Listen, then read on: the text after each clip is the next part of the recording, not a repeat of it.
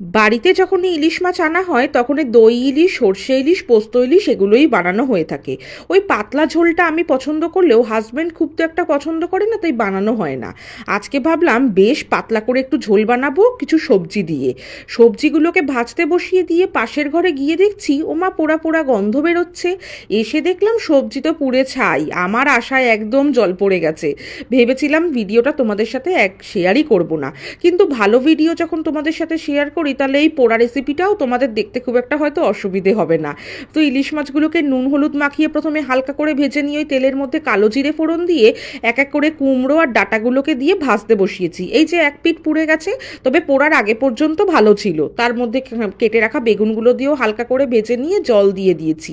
আর দিয়েছি খানিক জিরে গুঁড়ো, তার মধ্যে হলুদ গুঁড়ো, কাশ্মীরি লঙ্কার গুঁড়ো, কাঁচা লঙ্কা সব কিছু দিয়ে ঝোল ফুটিয়ে নিয়ে মাছটা দিয়ে নামিয়ে পরিবেশন করেছি। পুড়ে না গেলে খেতে